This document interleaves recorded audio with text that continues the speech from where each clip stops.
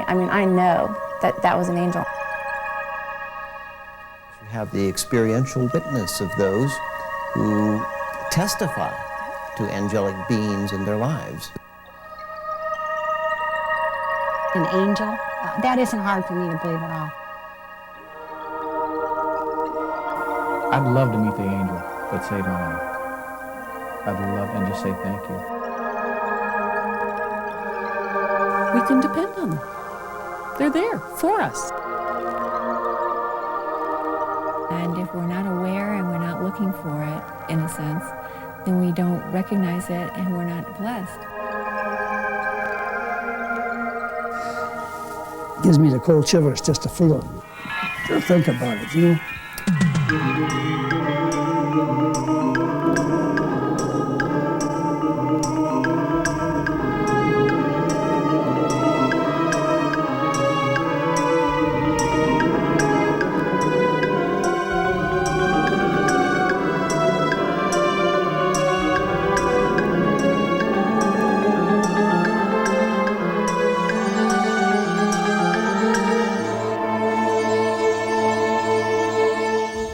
And I beheld and I heard the voice of many angels round about the throne. And their numbers were 10,000 times 10,000 and thousands and thousands. Those are the words of John in the book of Revelation, whom God allowed to have a slight glimpse inside of heaven. Later in the book of Hebrews, the author speaks of an innumerable company of angels. And in Shakespeare's Hamlet, the world's most famous playwright penned, "Now cracks a noble heart. Good night, sweet prince, and may flights of angels sing thee to thy rest." From creation to the 1st century to Shakespeare's 16th century, angels are clearly present and recorded throughout history. Art is inspiring with many pictures of angels. But today, in our lives, even now as I speak, yes, even around me as I speak, and around you as you listen, that, at least, is according to several men and women you are about to meet. Men and women who insist beyond any reasonable shadow of a doubt that they have come in contact with angels. From 10 years old to 79 years old, you will hear incredible stories from men, women, and children who have been saved from death or simply comforted and told everything will be okay. Protestants, Catholics, professionals, homemakers have all agreed to come forward to tell their inspiring stories of contacts with God's messengers. He wants me to stick around for a while now on earth. Mark was crushed under 1,700 pounds of steel and about to die when an angel appeared and saved him. He's done that. Jill hurt emotionally and was very discouraged until 2 angels prayed with her. Doug was driving a bus full of passengers when an angel saved all their lives. Glennon was 10 years old when her raft drifted out into the ocean. The man who saved her never came out of the water. Betty's 4-year-old son was in a coma about to die. A strange visitor appeared and comforted her. And Don was surrounded by a bright, radiant light in the cab of his truck. We'll also recreate true stories of angel encounters, one in a Nazi concentration camp, another on a college campus where a co-ed was saved from being raped. Angels today, all of these people say absolutely. We'll also hear from experts on angels and hear what God has to say about His created beings. Throughout the centuries, artists have depicted angels as gloriously winged creatures who are hovering and keeping watch over us. But most people who come in contact with angels don't see them that way at all. They take on human form and are there one moment and gone the next. That is Mark's story.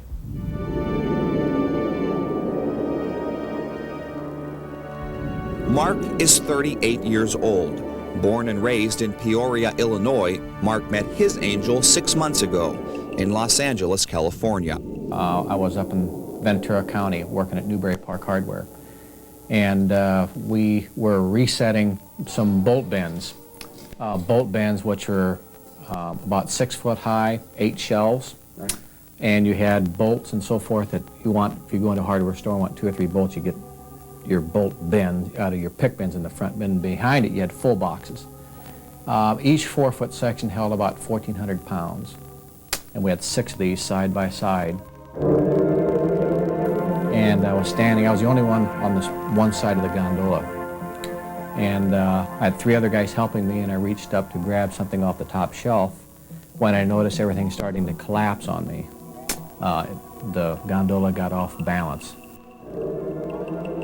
And I told my partner who was with me, I said, get this thing off me. And I noticed at that time that after I told them to get this off me, I couldn't breathe. And they said 1, 2, 3, they tried to push this off, they couldn't budge it. I was crushed. And I noticed that there was 2 other guys that came in and tried to help also. One guy in particular had a pock-marked face, kind of reddish, blondish hair, and an earring that kept going like this, and he had big arms.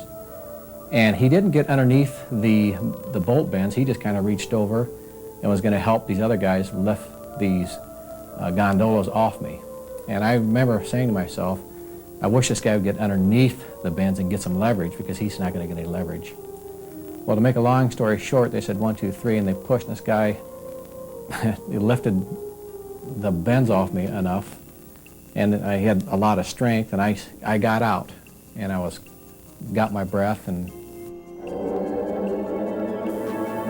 I walked around a little bit, and I wanted to thank this guy for helping. Well, I asked my partner who that guy was that helped, and he said, well, there's no guy that helped.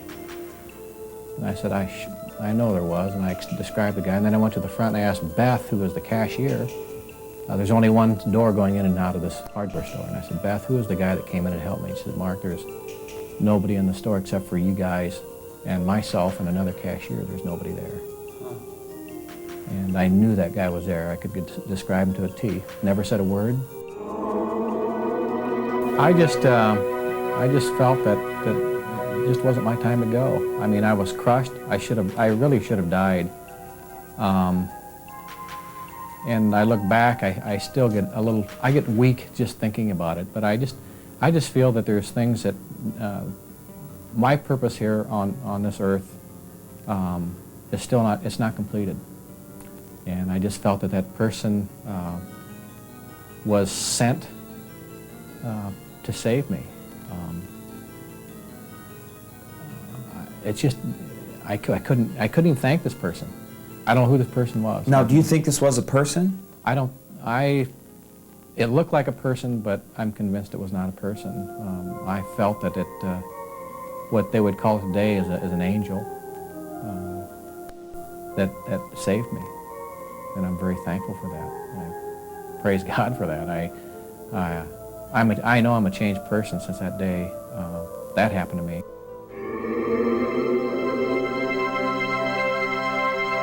Is he making it up? Is Mark a hopeless daydreamer seeking attention with an incredible life-saving story? Most people who know Mark say, no way. He owns his own successful business and is anything but over-emotional. But we double-checked. And asked his wife, Becky. Becky and Mark have been married for 18 years. He's not a daydreamer, and when he says something, he means it. He does kid around a lot and jokes, and he's known for his jokes. But when he's serious, you better listen, because he really means it. In the Bible, David writes in Psalms, God will command his angels to guard you in all your ways. Our next story is a modern-day version of that promise. A rapist was well known to be stalking a college campus. All girls were strictly warned never to walk alone at night. But Karen needed to get from her car to her college campus. All the while, a rapist waited. This is a true story. 6 women have now been raped by a man still eluding police tonight. Police say they have a definite description and are on the lookout. The man is about 30 years old, short brown hair, Caucasian, medium build, and around 170 pounds. Police strictly caution all women to never walk alone at night on campus and to avoid going out at all until the man is caught. In other news, City Council approved a new city... God protect me.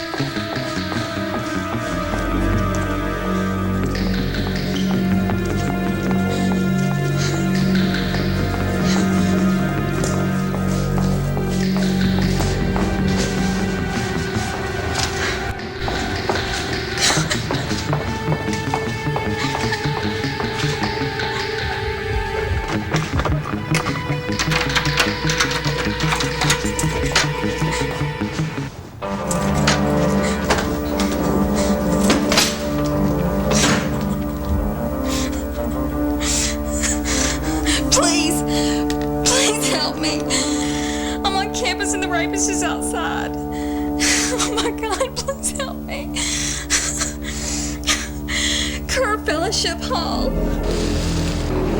The bushes at the base of the stairs. Oh God. Oh God.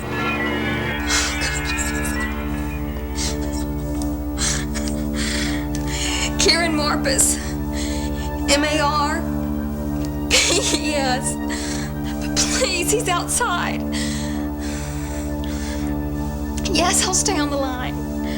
Please send someone now.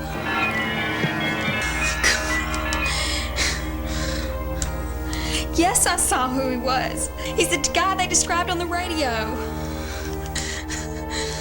Please, please help me.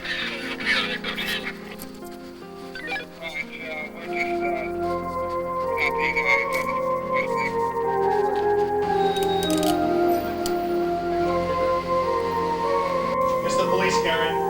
It's okay now. Are you sure?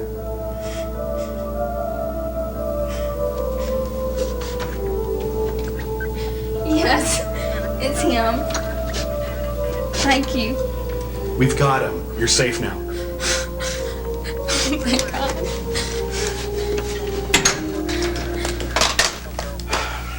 Karen, we'd like you to make an ID. Are you up for that? Me? It's okay. I'll go with you. My partner has him outside.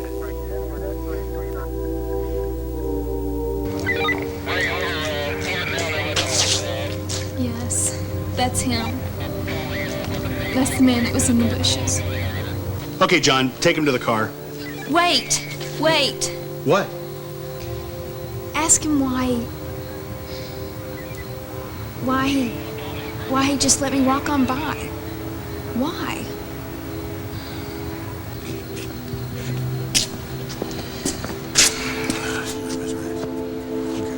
Why'd you let her go? Look, buddy, you can make this a lot easier on yourself. I wasn't about to touch her. Not with those two big guys with her.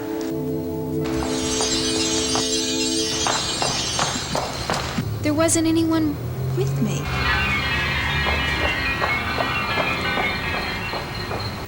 Cute, honey. I saw those guys. But I was alone. Well, whatever he saw. Thank someone. Thank God. It saved you from him. Let's go. Night, ma'am.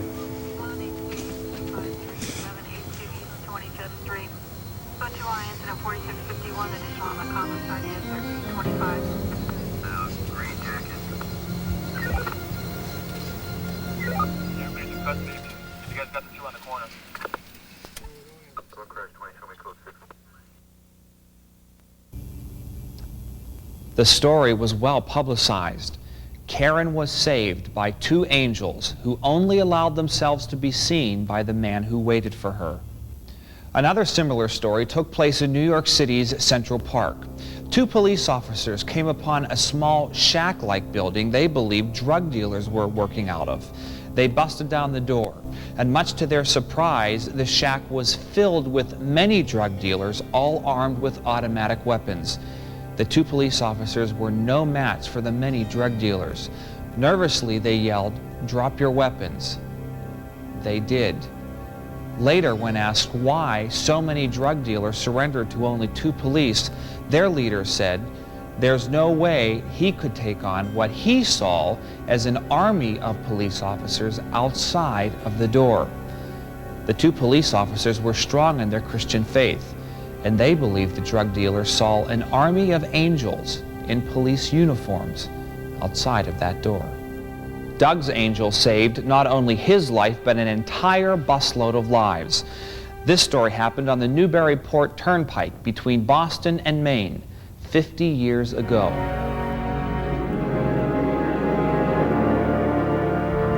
Doug was 29 years old at the time, born and raised in Boston. That is where his encounter took place in 1942.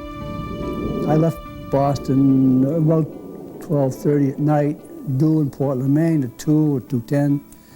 And it was one of these nights that this thing happened to me, going up. And if you're not familiar with the area, the Newburyport Turnpike, which was a straight road from Boston to Newburyport, was very hilly. Because as the glaciers came down, you know, they leveled off a lot of it and made a lot of hills. And as you come up the hills and go down the other side, in some instances, there are crossroads. Well, on one of the hills, there was an old farmhouse. Almost looked like a deserted farmhouse. I'd gone by it many, many times, and apparently was deserted. But this night was a black night, no moon. Came up the hill, and as I'm going by, somebody waved to me. You know what it is, if someone waves you down, you should stop and pick them up. So I stopped. Well, you know, driving a bus at night, you travel right along. You're not going very slow. You're doing, well, 55, 60, 65 miles an hour maybe. Come over the hill, and I stopped beyond the house. I came back, you know, I got out of the bus because I waited and no one came, so I got out and walked back to the driveway of the farmhouse. There was no one there. And I looked around, no one. So I finally got back in the bus, started down the hill, and down near the bottom of the hill is a crossroad. There was a terrific accident had happened at this intersection. Now, if I had gone over that hill at the rate of speed I was going, there's no way that I would have been able to stop before I hit that wreckage down there. It gives me the cold shivers just to feel it, to think about it, you know. That must have been a guardian angel, as he was calling them, you know, because I could have been killed, and not only myself, it would have killed a lot of people because I had a bus full of people. Doug's story has been recorded in a book and will be an encouragement for many future generations. About a year and a half ago, his pastor preached a sermon on God's angels and their place in our lives. At the time, no one could have anticipated what was about to happen. People came out of the woodwork wanting to tell their stories of angel encounters. The name of the church is Solana Beach Presbyterian Church. The then pastor of 11 years had never preached a sermon about angels before. This day he did, and it changed the people in his church. Dr. Don McCullough was the pastor who preached the sermon. Are there angels here today? What would you say? And I would say absolutely. We have no reason to believe that God has ceased to use angels if for thousands of years, in the time period recorded in Scripture, God worked through angels. We have no reason to doubt that God still works through angels. Then, of course, you have the experiential witness of those who testify to angelic beings in their lives. After I preached the sermon, it was interesting how many people, as you say, came out of the woodwork with their own stories, often very hesitant to talk about it, afraid of what people might think. But when I preached the sermon, it gave them some permission to acknowledge the experiences in their lives. I know there's other stories. People have said to me, Joan Leager is the education director at the church. It was her idea to gather the stories and compile them into a book called Angels Revealed. Oh, people were so reluctant. They would see me and they would say, I have something for you, but you wouldn't really want it, would you? Or something happened to me, but... I think we had 23, and I was somewhat surprised and pleased, but I'm also convinced there's probably 3 times as many more stories in this congregation. But people are sure nobody else would be interested or would not believe them. They seem to be very marker events, I would say. Maybe there's only been one incident in their whole life, but they remember it very clearly. If it was a childhood incident, I don't think it's as life-changing because it's taken for granted then. I think children do see a lot more than they ever tell us about, and that is slowly educated out of them. So I don't think it's as life-changing for the child. In reflecting back upon it as an adult, then it can have an effect on the life. They are to do God's bidding. That's why they're called messengers. That's what the word angel means. They do God's work. I think they do work of protection. I find myself occasionally, when I'm praying for my children, for example, pray very specifically, God, send your angels of protection around my children. I believe they do that. Betty prayed for her little boy. Betty is a devout Catholic, and her husband have many times got on their knees to ask God to protect their 11 children. 33 years ago, they needed their prayers answered. Her 4-year-old boy was dying. Betty is 61 years old. She was born in Bisbee, Arizona, and met God's messenger in Glendale, California in 1960. My oldest boy woke up, and he was only about 6 at the time. Woke my husband Ron up and said, Dad, come quick, Chris has a stiff head. So to make a long story short, my husband said, oh, get him to the doctor right away, and thank God we had a great doctor. And Ron said, I'll go, and he had a busy day, and I called the doctor, and the nurse, I think one thing I'd like before I go any further is to stress God's timing in this story, because it was the first time in my life that I became aware of God's timing. And by 11 o'clock, we were taking Chris down to Children's Hospital, and he was already going into a coma. And I'll just never forget it. We knew in our hearts he was dying, because the doctors sort of ignored us, and we sat all day. They'd come report on one test. Well, it's not viral. It is bacterial. It's very serious. He was really bad. He didn't move an eyelash for 3 days. So it was Saturday night. Christmas was on Sunday that year. And I was out in the hallway, and this little older lady came up to me and said, I'll be offering my Christmas Mass for your son tomorrow. And she spoke in a very broken English. He called me Christmas morning and said what a beautiful day it was, because your little boy opened his eyes and he's fine. And this other doctor said, well, I think somebody much higher than us was in charge of all this, and it really wasn't us. And I think more things happen to us than we realize with God's power. And I personally believe that God can do anything. So if he wants to use someone to comfort someone or give them a message or send an angel, that isn't hard for me to believe at all. It isn't hard for me at all. So far, all of God's messengers have appeared in human form, sometimes to save lives, sometimes to comfort. But on some occasions in the Bible, angels are encompassed in a brilliant light. In Revelation, John saw an angel whose face shined as the sun and whose feet were as pillars of fire.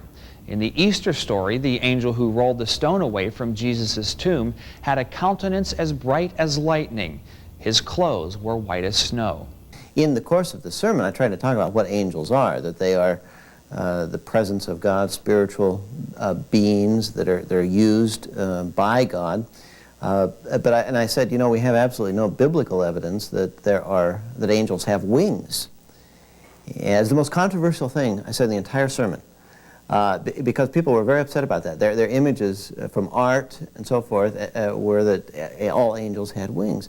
And I said, I can't find anything in Scripture. There are passages that speak about the wings of cherubim, but cherubim are different than angels. And I could not find anything that indicated that angels have wings. So I said that.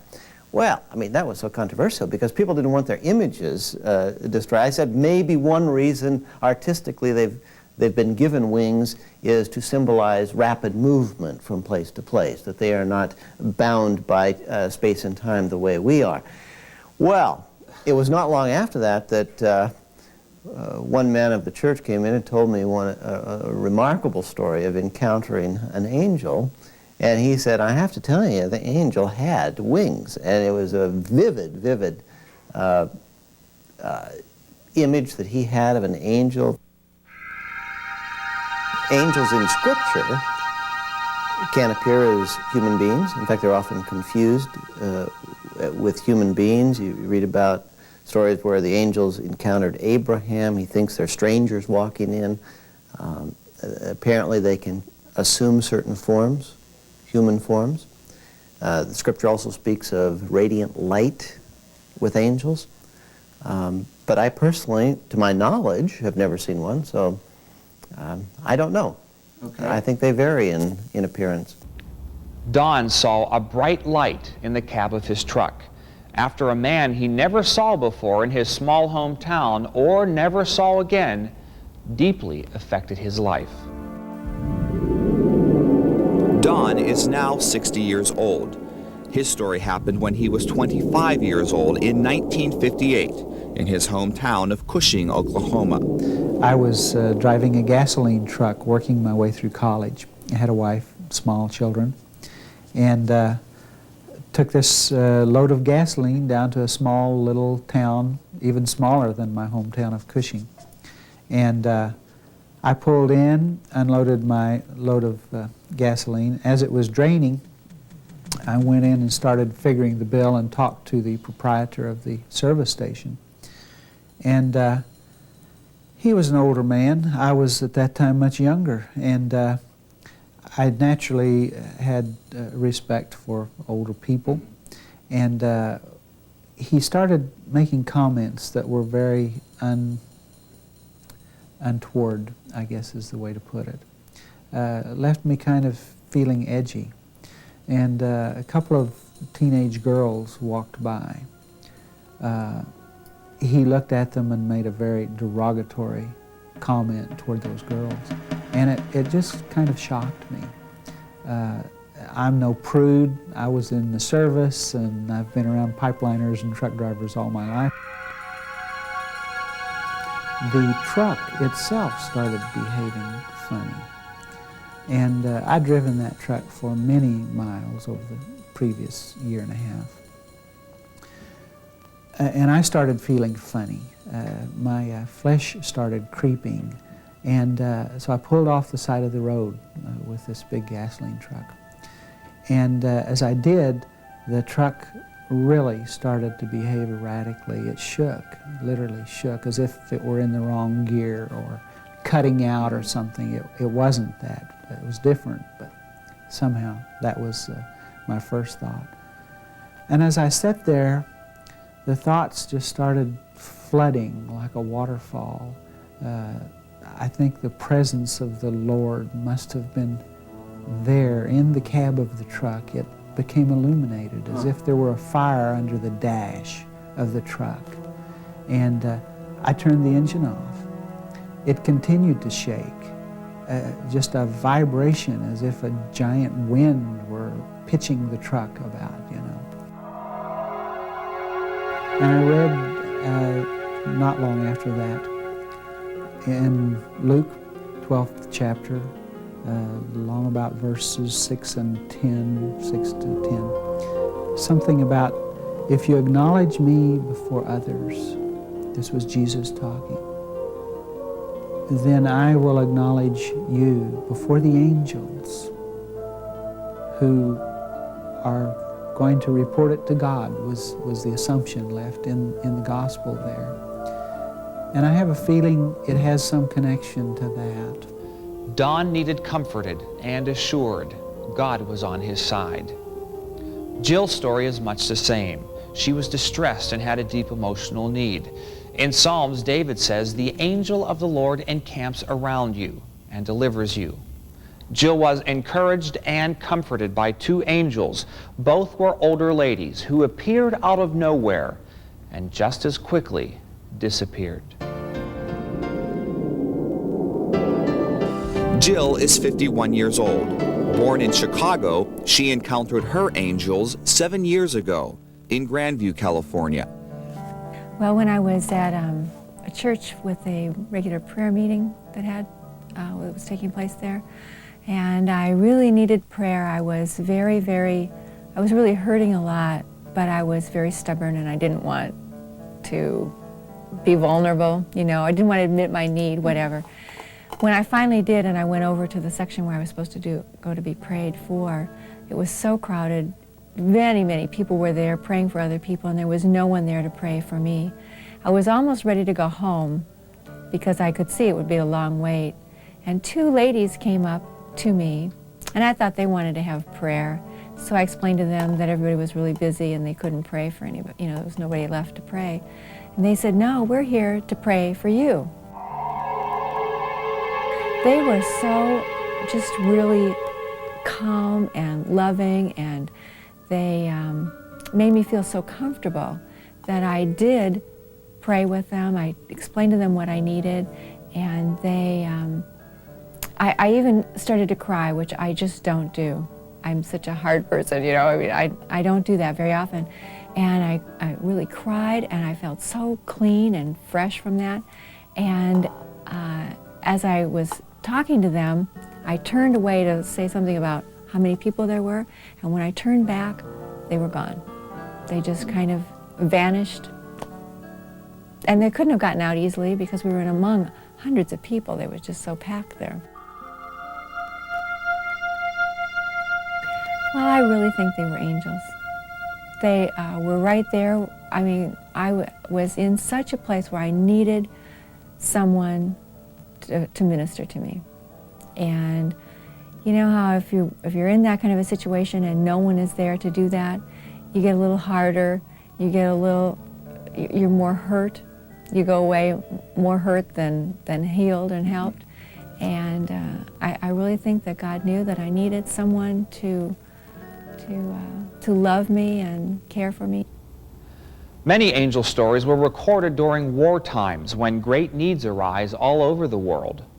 In Billy Graham's book, Angels, God's Secret Agents, he tells the story he was told while visiting American troops during the Korean War. A small group of Marines were trapped and freezing to death in 20-degree below zero weather. They had nothing to eat for 6 days. They were ready to surrender to the Chinese patrol. One man, a Christian, started reciting Bible verses and taught the men a praise song of God. Then they heard a loud crashing noise. A wild boar came running toward them. They jumped out of the way. One man raised a rifle to shoot, and the boar suddenly killed over. It was dead. The men feasted on the meat and regained their strength. But the next morning, again they heard a noise, and they were convinced the Chinese patrol had found them. Instead, they were face to face with a Korean man who spoke English. He said, "I will lead you out of here." They followed him through the mountains and through the forest until they finally crossed their own lines. When they looked up to thank the man, he had disappeared. Another author, Corrie ten Boom, tells of a story when she specifically prayed for angels during World War II in a Nazi concentration camp. Her prayers were answered.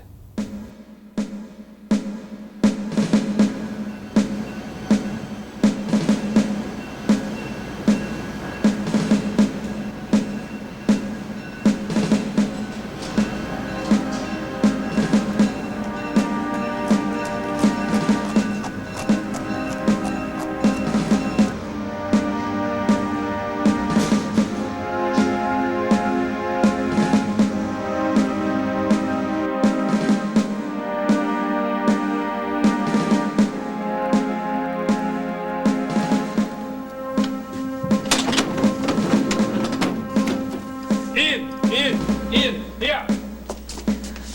Oh my God. It will be fine. Over here. Move. Welcome to Ravensbrook. Place all your possessions on the table.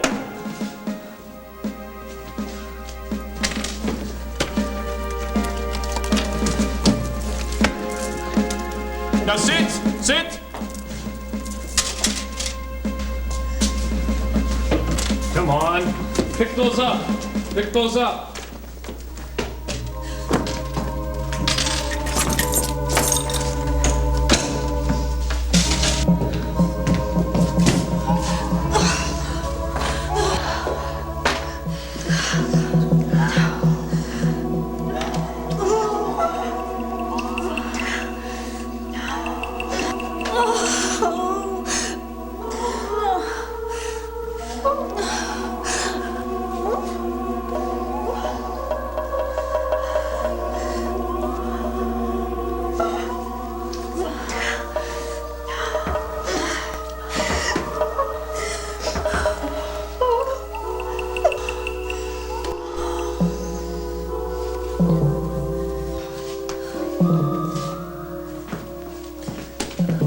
May I use the toilet, please?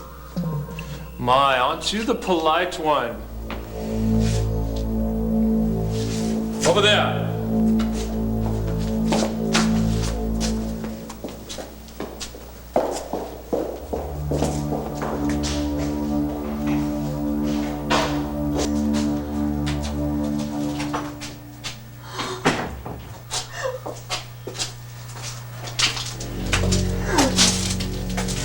Oh, dear God in heaven. Corey, what will become of us? Corey, what will become of us? Quick, take off your woolen underwear. What? Do as I say now, quickly. But... Shh. I will hide my Bible. No. Come back later. No, Corey, no. Betsy, it will be all right.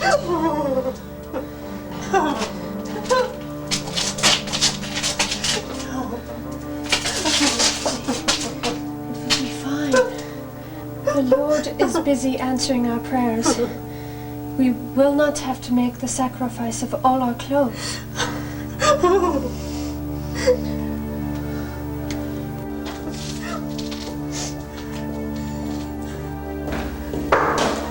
Come on, you two. Over here. Come on.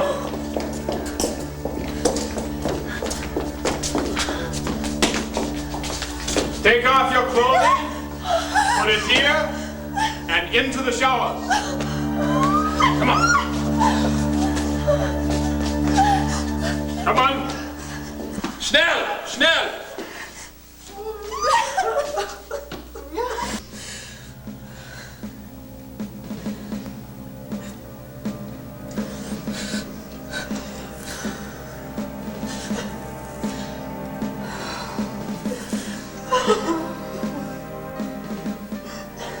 Wait here.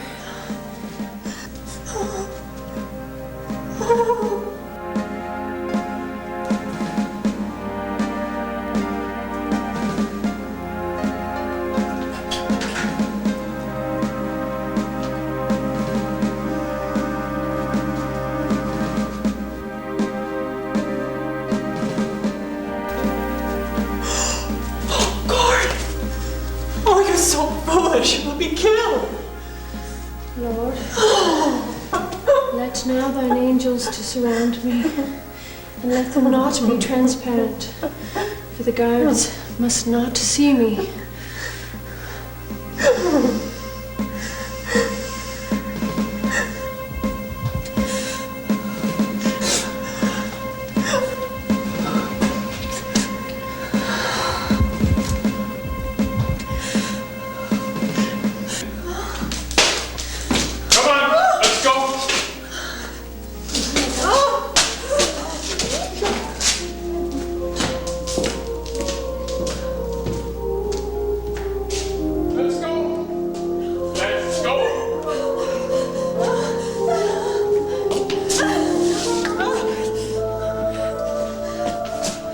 a woolen vest. That one tried to hide this under her dress. She'll be punished. Next group!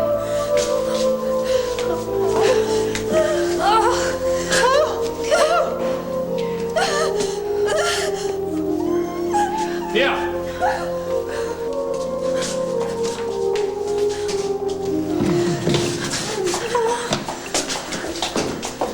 Oh my God, not again.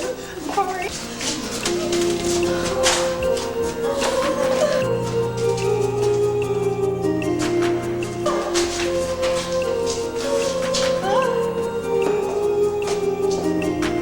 Corey passed through all guards at Ravensbrück unseen, clutching the bulge beneath her prison gown. She recorded her answered prayer for angels as an inspiration to future generations. O Lord, if thou dost so answer prayer, I can face even Ravensbrück unafraid.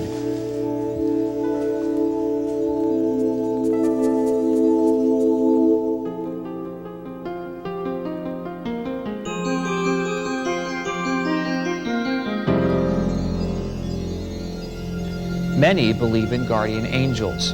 That belief comes from Jesus' words of, "Do not look down on these little ones. Their angels in heaven always see the face of my Father." And the Apostle Paul said, "We have angels watching over us." Was it a guardian angel who saved a 10-year-old girl who wasn't yet to die? Glennon was swimming on a raft in the ocean with a friend. It took an angel to save them. Glennon was only 10 years old when she met her angel in the Pacific Ocean. Nikki and I, the one that was my age, and I were floating around in a raft. We'd just eaten lunch, and Matthew, her big brother, was pulling us around in this raft. And he kind of left us and went off to do his own thing, and we're just sitting there. And I don't remember this period of time from when he left and when we realized that we had drifted way, way out. We were out toward the buoys, which are, quite far out. We weren't that far out, but it was getting to be where we were past where the waves were crashing, and we didn't know how to get back in. We were only 10 years old. But we suddenly looked up, and the beach was very far away, and the people on the beach were very small. And we started waving and waving, and it was one of those days when there's no lifeguard there and you're supposed to watch your own kids. Nikki's mom started to swim out toward us. And as we're waiting for her to come out, Nikki starts to cry, and so I get out of the raft to see if I can touch the bottom. I'm thinking, oh, we're not that far out. And I remember thinking of Jaws and all kinds of scary thoughts like that. And I scrambled back in the raft, and then we realized there's a hole in the raft, and the air is slowly going out of the raft. And so we were just so scared, these little girls out there. And Mrs. Quine finally swam out to us. She was in pretty good shape and a really good swimmer. And this other man that we had never seen came. I remember we were sitting facing the beach like this, and this man came from the left, from that direction. And he was, I'd say, 30, 35 years old, in great shape. He wasn't a huge man, but he was a good swimmer. He was, just looked like an average, pretty handsome guy that you'd see on the street. So the two started helping us, out of the raft and swimming, and I just remember going under and coming up in all the salt water and trying to breathe and trying to swim, and we knew how to swim, but it was to the point where we were getting tumbled and crashing under these waves. Our bathing suits were coming down, and we were just hanging on to Mrs. Quine and this man that we didn't know. And he was very comforting. I never knew his name, but he would hold us, and we touched him. Finally, we were up on the beach. I don't remember the whole process. I just remember it seemed like it was forever, and I thought I was going to die. And we came up on the beach, and we're pulling our bathing suits up, and three of us came out of the water. It was Mrs. Quine, Nikki, and I. And everyone on the beach was, first it was, the excitement and the adrenaline of they're okay, and here they are, and are you all right, and do you feel all right? And then one of the little kids started screaming about the man, and everyone saw 4 people out there, and we knew that there were 4 people. This man was with us, and he never came out of the water. These are just a few of many, many stories. Frankly, when we began to search for these types of stories, we thought we would have to comb the globe to find just a few. Instead, we found pages and pages of story after story. You saw just a small percentage of them. Angels are mentioned 300 times in the Bible. The stories throughout history are innumerable. Stories, but truth, according to those who tell them. What would you say about it to somebody who would say, you're nuts, you're a dreamer, you've made it all up in your mind, you were unconscious and you dreamed that it just really didn't happen? A lot of skeptics will say, Mark, come on, get a life. I was wide awake. You know, I have good integrity. I'm not bragging on myself. I have good integrity and credibility. I'm not a person who would make something like this up. If I was to tell this to somebody close to me, they would believe me in a heartbeat. The only I can tell you it was real. There's no way you can make something like this up and describe somebody as that's described and etched in my mind. These aren't crazy things that happen. I'm sitting here to tell you that this actually did happen to me. It's a true story. Do you believe your husband saw an angel that day? Oh, yes. And I really believe he's had other angels throughout the years in driving the car. When he's come home and told me, I should have been gone today, I should have died today in a car accident, and I saw it happen. Is this something just for him or for anybody? Have you seen an angel? It's for anybody. I don't think that I've had an angel with me yet. I have felt close to God, into His presence, but I don't feel that I've been in a life and death circumstance like he has a couple of times during his life, and that he actually saw this angel. No, I've never had that experience, but I hope I do when that time comes.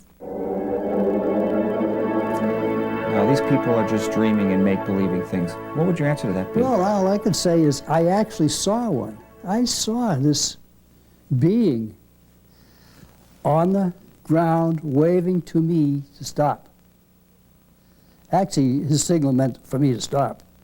It's not my imagination, because my imagination is not that vivid, you know. But I actually saw it. I actually saw it.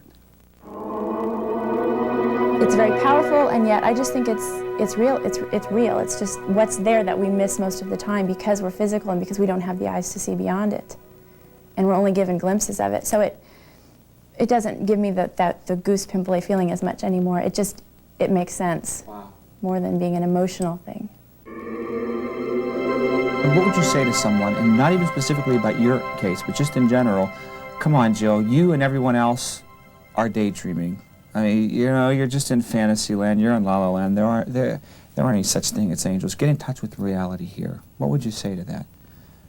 Well, I guess there's different levels of reality. And for me, where I am right now in my life, and how the ways I've seen God work and touch people and change lives, He's done that for me, and He does work through angels. It says that in the Bible, and I really believe that. It was a friend of Chris's, my boy that was spared. It was one of his best friends. Okay. In fact, they're still friends. And he was up north and was coming down San Marcos Pass. And his little VW bug spun out, and the car flipped over, and he was thrown. He's a big guy. And his dog was with him. And he said when he woke up that he was covered with a blanket, and there was a man standing there. And the man didn't really say very much to him. And the dog didn't bark, and the dog didn't growl. And afterwards he said that struck him, how the dog was so quiet. And then when he came to a little more, by that time the police had come and the ambulance, you know, he said the man was just gone. And he says, I still have the blanket. Any type of common thread in these stories at all? Well, certainly the one of help. I think a lot of the stories, it's the person is potentially in harm's way.